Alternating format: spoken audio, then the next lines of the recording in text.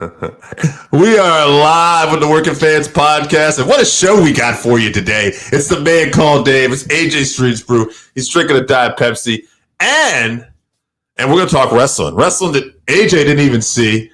My memory sucks, but we're going to talk about wrestling, and I took some notes down. I'm going to talk about what I thought was important and get AJ's reaction to it. The good news is you're going to get my real-time thoughts on it because I've been very busy all week. I'm leaving for Puerto Rico tomorrow, and I've worked 80 hours in the last 8 days.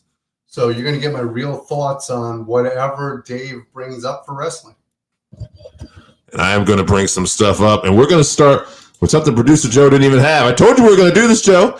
We're going to talk about AEW Dynamite from last night, along with some other wrestling here. So I just wanted to share this real quick, so forgive that disturbance. But AEW Dynamite last night was a Halloween-themed episode, and let's just say they've been doing a few of these Halloween episodes for the last few years. You might remember AJ Hangman Page came out as the Stay Puft Marshmallow Man one year. I actually was live at that show, believe it or not. That's how you like to remember your world's champion, as the Stay Puft Marshmallow Man. Yes. So as I continue to share this just a little bit here. All right. Let's get down to business. Let's talk about some highlights. All right. AEW Dynamite. AJ's you're going to get my reaction. You're going to get his reaction.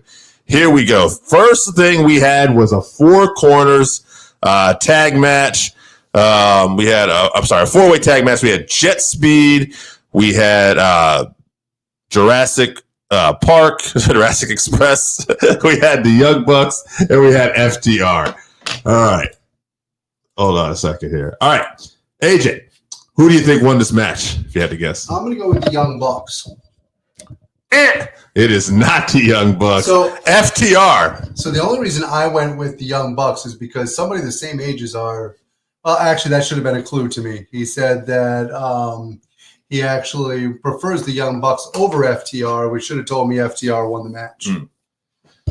Yes, so they won the match. They hit the Saturn machine on Kevin Knight. And as a result, they will now be wrestling Brodito at Full Gear. So who do you think will win that match? I actually believe that the heel team, FTR, is going to come out on top. I think it's time for them to get the belts back. They've been doing a great job with getting heat, and I think that'll bring even more heat. All right, Nick in the comment. What's up, man? Thanks for tuning in. Hey, give us some of your thoughts on what you like in wrestling right now, too. We're going to talk about Raw, NXT, AEW. Feel free to drop in some more comments. Appreciate you, brother. We'll go wherever this brings us. All right. Then we had a family summit between Don Callis and all the members of the family were there, but the main people, obviously, was Takeshita and Okada. And Don focused on Takeshita, who originally supposedly had travel problems and couldn't be there. He managed to get over it. He showed up a little later, which is always a good sign. And Takeshita, Don really focused on him and let him know, you're an alpha, but you're now involved with a family full of alphas. And with a family full of alphas, sometimes we have to do the betterment for the whole family. I'm asking for me, shake Okada's hand. Takeshita, despite the urge of the fans, did not to do this. He decided to be the bigger man and do this. And what do you think? Do you think Okada shook his hand? I think Okada probably flipped him the bird. And to be honest with you, I disagree with Don Callis. You got the IWGP World Heavyweight Champion there. Mm-hmm. He is the alpha and the biggest champion in the organization. Because you don't recognize the AEW Unified Champion as bigger than that. I don't recognize that belt as anything. Very well. Well, you were correct. Okada did flip him off. And as a result, Takeshita and Okada, Don wants them to prove themselves in a different way. He's taking a different approach. They're going to have to team up on Collision. I'm sure this will be fine. Nick thinks that FTR is going over. I'm going to agree with you, man. I think that it's their time to win the tag titles again. All right, continuing on. There was a match between Jon Moxley and Kyle O'Reilly. Again, this week they had a rematch. I know you're thinking Moxley's probably going to beat him this week. Well, he's got to, right? Double count out. Wow. Yeah. Kyle O'Reilly's on fire. No clean finish. And I just wanted to get this in there. Fellow YouTuber, love to hear your thoughts. Thanks, man. Appreciate that, man. What's his channel? Yeah, we'll subscribe to you. Well, I guess it's right here, so I can subscribe to it after the show. No, I meant just so we can plug it. Yeah, very well. Yeah. Feel free to put your channel in the comments, man. Appreciate you. All right. So anyway, Kyle O'Reilly and John Moxley ended up in a double count out. All the Death Riders got involved, but then so did Roderick Strong, Orange Cassidy, Darby Allin, and Mark Briscoe. And that set up Blood and Guts in 2 weeks. Get out of here. Yeah. We're going to get Blood and Guts? Oh, my goodness. Blood and Guts in 2 weeks. Also on the show, Chris Statlander had called out Mercedes. If they wanted to settle something. This led to a brawl backstage. It ended up with a brawl in the ring. And Harley Cameron, Athena, Will Nightingale all got involved.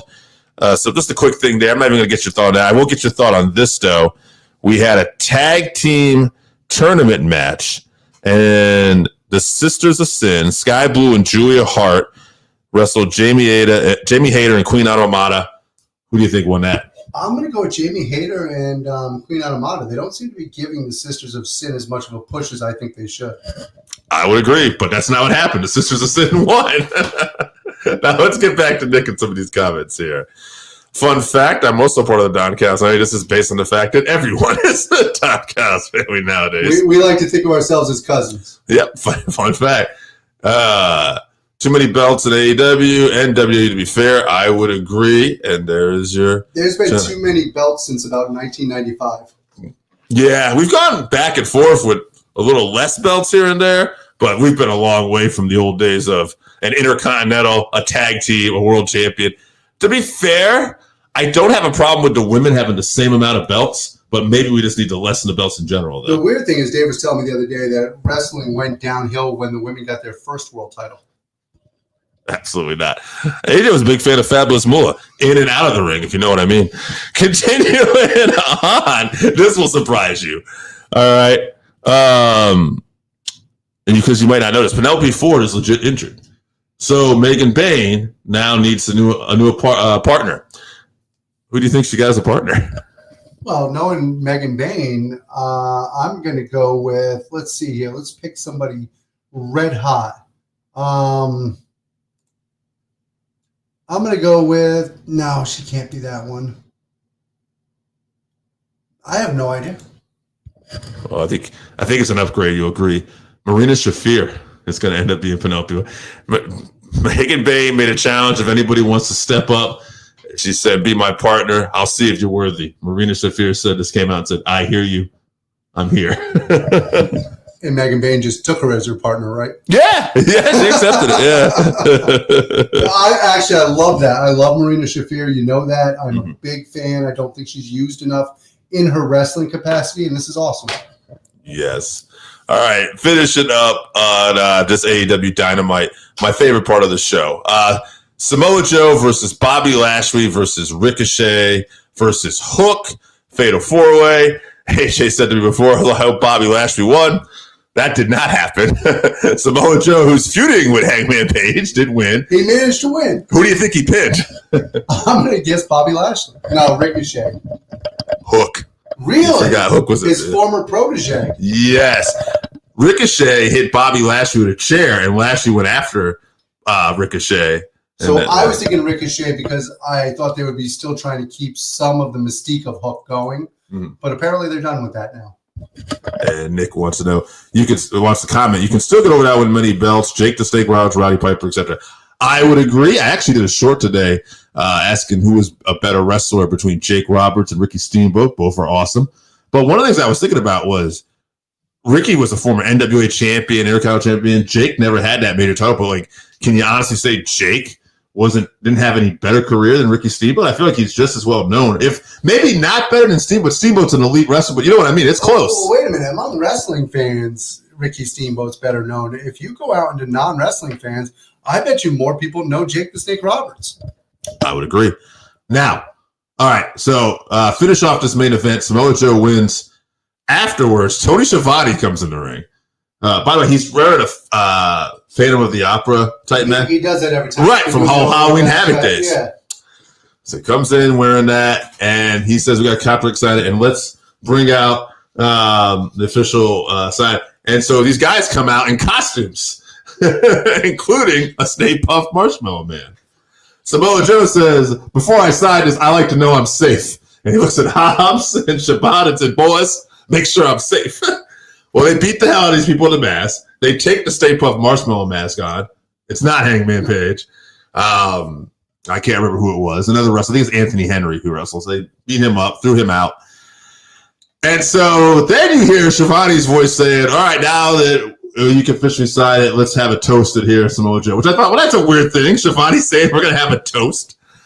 Then I noticed, and by the way, to be credit, I didn't see this coming at all. No one did. But I started to put it together. You couldn't see Tony Schiavone's face anymore, but you kept hearing him. And then Tony said, let's have a toast Samoa Joe. And Joe sitting there with a beer, and I'm thinking, well, that's weird. This is the highlight of the show for me, by the way. I can tell by your reaction it would have been for you, too. And then he says, also, let's hear from the champ, who is without a doubt, basically personifies cowboy shit. At this point, you start to see Tony Schiavone's behind Joe with the mask. Tony looks a little bigger. Tony then proceeds to kick Hobbs and Shibata in the nuts. Yeah, he kicks Hobbs and Shibata in the nuts. He's got the. Then he smacks Samoa Joe in the face with a beer bottle. Takes the mask off. Guess what? It's Hangman Page. Wait a minute, it wasn't Tony Schiavone? Oh my God, what a gimmick! All right, getting back to what we were talking about earlier, Jake had more charisma than Steamboat. Steamboat was better in the ring, no doubt. That's the question. Steamboat was a great wrestler. He had the personality of a wet towel. That's the question. What do you want more in your wrestler, charisma or ring skills? Guys, I got to run. Let's connect offering. Great. And for me personally, I would have told you wrestling a long time ago, but now I say it's 50-50. Got to have charisma. Thank you, Nick, for popping in. Appreciate you, brother. All right. AJ, you have something to look forward to with AEW. That was actually one of my better AEW shows, I thought, in recent memory. I really enjoyed it. But let's get on to WWE Raw, because we did set some stuff up here. There was a face-off to begin this show between CM Punk and Jey Uso. Not much really here in terms of movement, I thought, of storyline, but we're setting up for this weekend. This weekend, vacated title, CM Punk, Jey Uso, Saturday night's main event. Who's walking out with the gold? First of all, I thought they did a good job with the setup. They had minor heat build up between them, which is good. You want the heat built up, but it wasn't to a point where they forgot they've been friends. So it was definitely a good build up. I think Jey Uso is going to actually win this one. Okay, I didn't know you had seen this segment. I didn't think. Did you not watch all of Raw? Or just, I watched about 45% of Raw. All right, we'll get to this then. Penta and Rusev ended in a no contest. What's that guy's name? The El Grande Americano. Yeah, it came out and attacked. Well, not him, but the tag team version. Yeah. So the Americanos attacked, basically setting up a double squad. This was Dom's big plan, so he doesn't have to face any of them. As you may know, Adam Pearce set up a triple threat match. Big shocker. That didn't work. I don't think it's ever worked whenever heels try to get two people counted out or disqualified. It always ends up in a triple threat match. But I don't see Dom losing the title in a triple threat match to Penta or Rusev. I don't see Dom losing the belt anytime soon. I'm going to be honest with you. He is over like Rover. He's one of the biggest heels in the business right now, and people are also starting to get behind him. He's starting to get that Eddie Guerrero feel to him, quite frankly. I hate to use that reference just because it's been a little overdone, but he's also got that cool NWO heel now. And he loves chicken tenders. Well, it's those chicken tendies. All right. A few people, I forgot to share this too. So continuing on here, Braun Breaker had a match with LA Knight. LA Knight was talking about being interested in going after the championship, obviously. Paul Heyman said, we need to focus on eliminating the competition because Breaker and Bronson just wanted to go into Battle Royal last week and take out everybody. Heyman said, cooler heads. Let's not, get Adam Pearce wound up and try to get him suspending us without pay. Let's just go after the guy who's in our way, which was LA Knight. Braun Breaker defeats LA Knight. Do you think Braun Breaker is going to be the next challenger for Punk or Jey Uso? And I don't think you ever answered. Who do you think is winning that championship? I did. I said Jey Uso. And do you think? However, I think it's going to end up leading to a Royal Rumble match. I know we're a ways away from Royal Rumble, But I think Braun Breaker's going to get his shot at the Royal Rumble at some point, and that's my pick.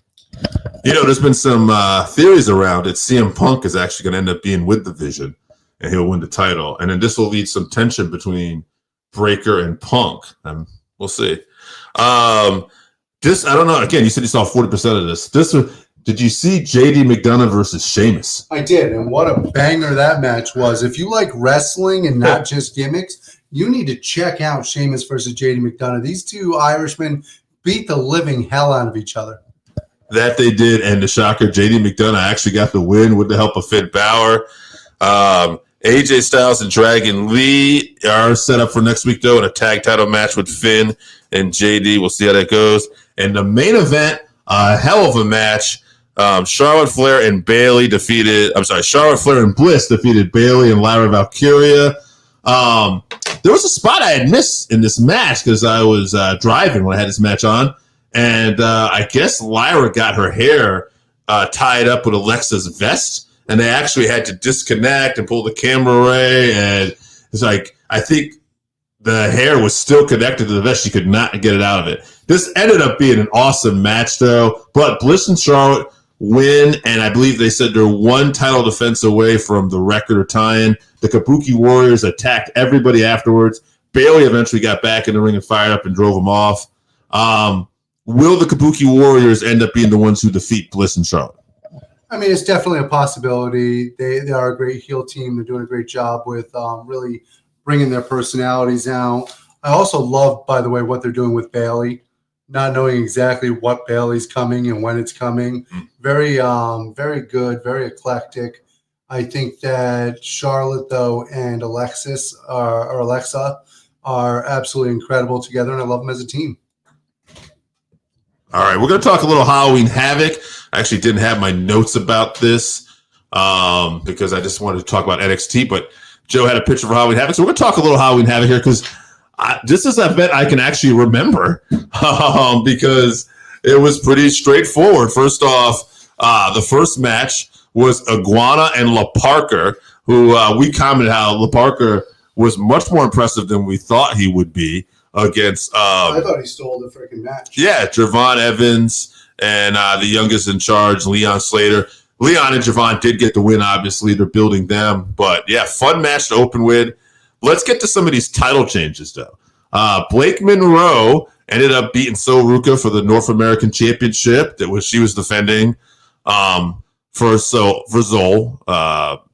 So Sorry was defending it for Sol Ruca. But by the way, guys, if you don't just like us talking about the results, because it's great that we're talking about the results, we did a watch along for this. Check it out in the archives. We just put it up last weekend. Obviously, did it live, and it was a lot of fun. It was a banger of a watch along. Are you happy that Blake has this title? I'm very happy that Blake has his title. I'm very happy that Blake has anything. Continuing on, maybe a little bit more of a surprise. Tatum Paxley won the NXT Women's Championship from JC Jane. See, I want to say it was a surprise, but since all of us predicted it, I don't think it was that much of a surprise to people. She did do a great job. I think her character development has been absolutely incredible, and she pulls out moves that I haven't seen before. Dark State won the tag team titles back, the NXT tag titles back from the Hardy Boys. Was this a surprise to you?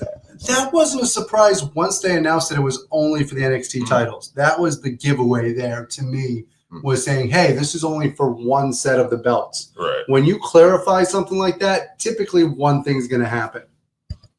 And in the main event, Ricky Saints defeated Trick Williams. I think we both called this one. But that is going to lead us to this week's NXT, which Trick Williams had really opened up the show, basically. And I know we talked about him going to the main roster, but that is not happening just yet. Trick opened up the show. He's looking for Ricky. He's mad. He felt he got cheated by the ref. He calls out Ricky. They start to brawl, and this is going to be a theme throughout the show, Ricky and Trick brawling. So, all right, get that there. They're brawling everywhere. All right, first match, though, one of the first matches we had was Jasper Troy.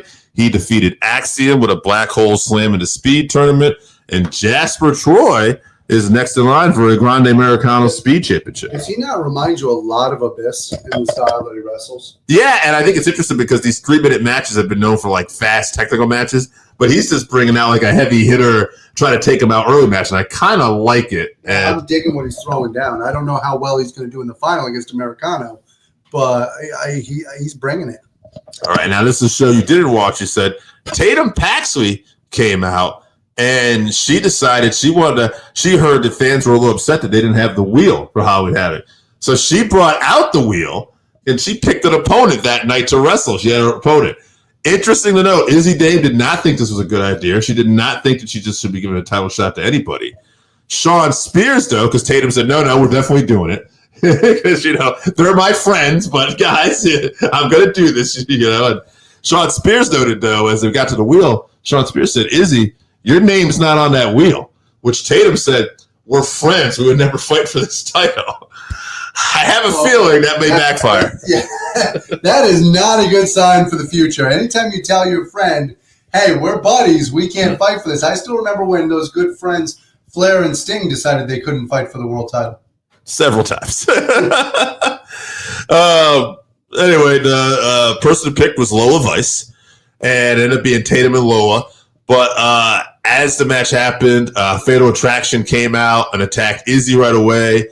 Vice and Tatum actually stopped and worked together to actually help Izzy, and it set up a 6-woman match coming up. So, well, if there's anything you want to see come out of a world championship match, it's a 6-man match. That really gives you the decisive win and really gives you that big upgrade in storyline. There was also a segment backstage where Sol Ruka gave up her speed championship, and Ava did give her the option. He said, "Do you want to have someone defend it?" And Sol said, "No, I'd rather just give it up. And I've never lost any of these titles anyway. I would rather just have them go on." And Zarya looked very upset, like she wanted another opportunity to defend this title, and she didn't get it. So said, "Fuck off." Have you ever seen Zarya without her makeup?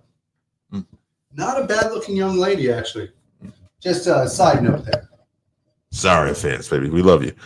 All right, another matchup. AJ's favorite wrestler in NXT, Lash Legend, wrestled Kendall Gray, the Evolve Women's Championship in a match, and please tell me the belt wasn't on the line. It didn't matter because Gray actually did get the victory. She fought as an underdog for most of this match. Lash did a lot of power moves, but Kendall, who was fired up by I forget her name now. The girl in the quarter catch crew, Maddie Rinkowski is her actual name. Yeah, you're talking about Ren Sinclair. Ren Sinclair, yeah. She was in Kendall's corner and fired her up. So Kendall got the win. Let me tell you something. I'm actually a fan of Kendall Gray. A lot of people don't know this. She has a great NCAA background. She was a college wrestler, and she's really turning pro very well. Speaking of great amateurs, great segue. Miles Bourne versus Tavian Heights had a great match. Tavian ended up not getting the win. I was surprised. I thought Tavian would be the guy to push. Miles got the victory, though.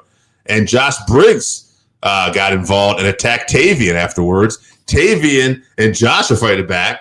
Miles is looking on. This is not a joke. He didn't hear Trick Williams coming up from behind on him, and Trick hit him with a chair. Trick wants Ricky Saint still, and they started fighting again on this show. Oh, my God. This is so much action on NXT this week. Ladies and gentlemen, don't miss it on the CW if you have it on your cable provider, which none of us do. Also, there was a random segment backstage with Ethan Page and Chelsea Green talking about going after the AAA Mixed Tag Team Championship, which is a title down there.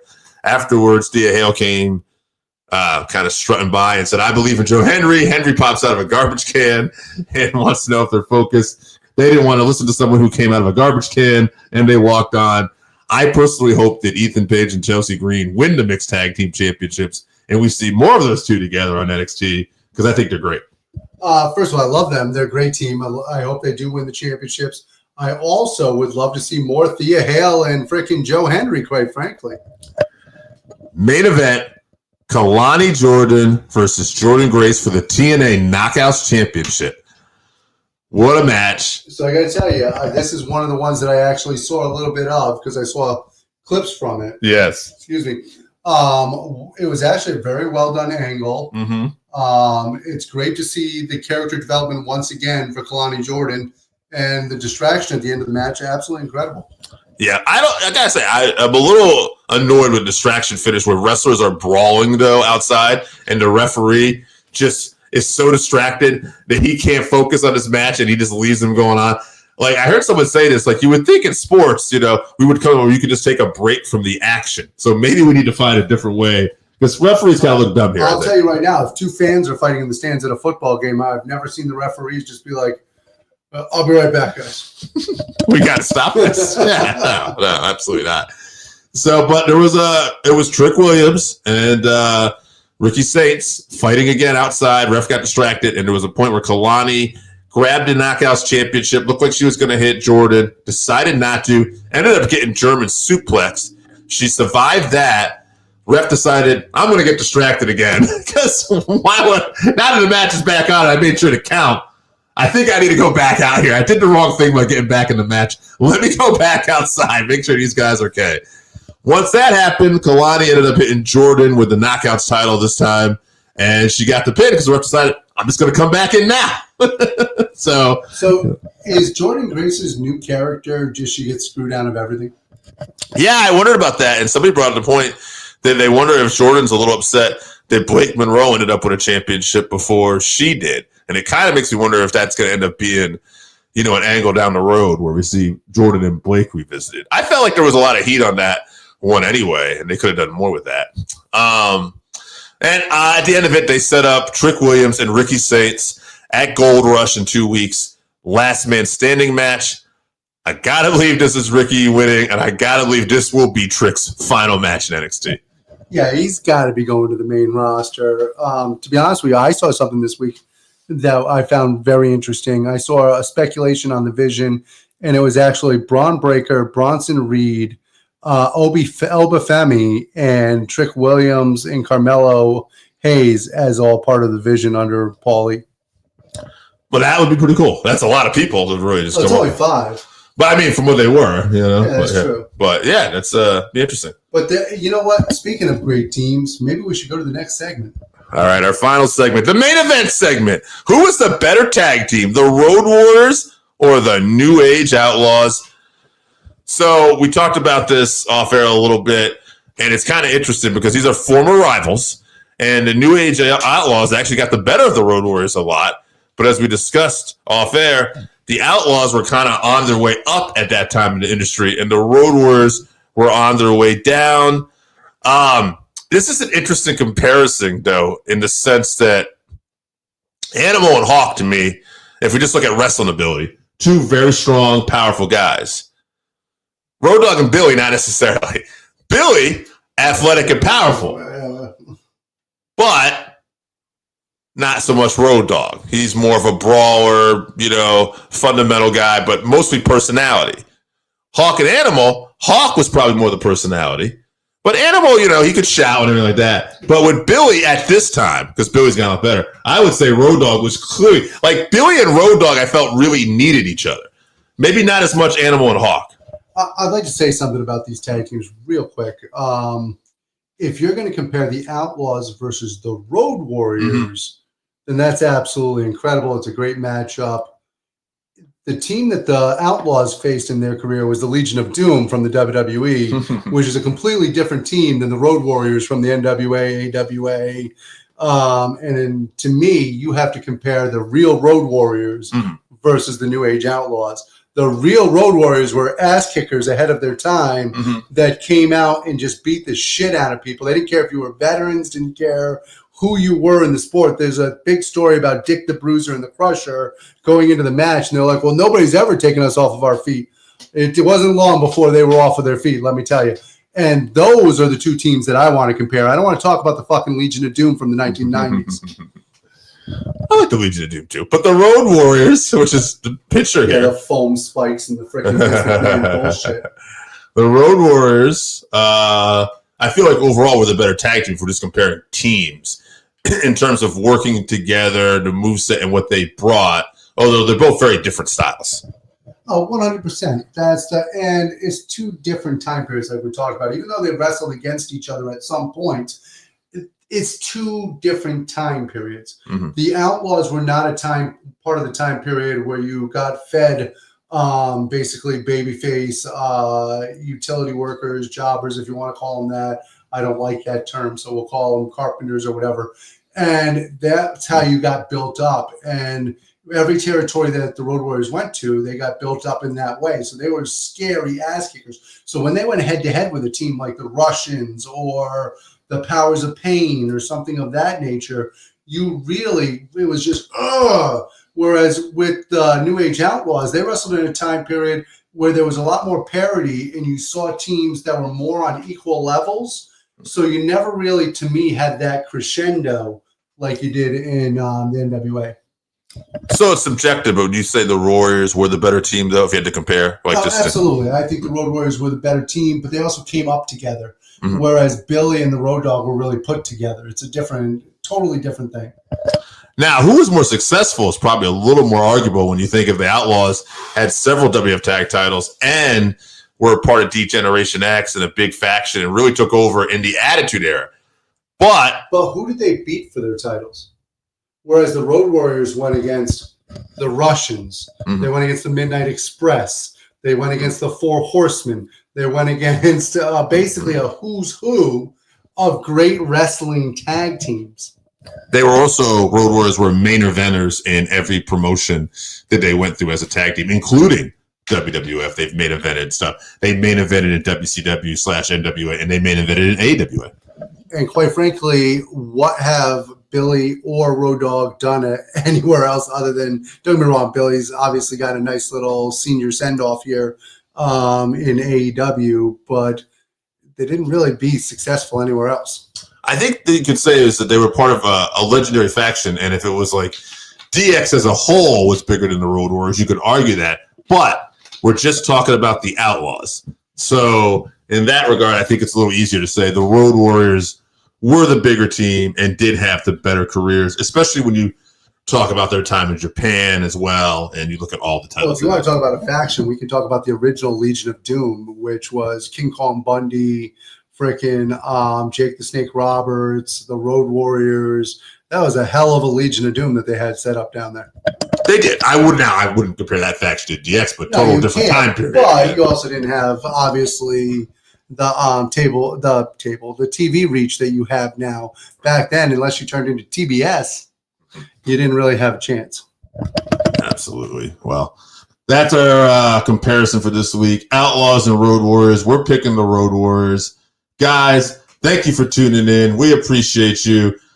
We should be on this weekend with a Saturday night's main event watch along. AJ will be on a cruise, but me and Joe will be here. So please like and subscribe and watch us on the watch along.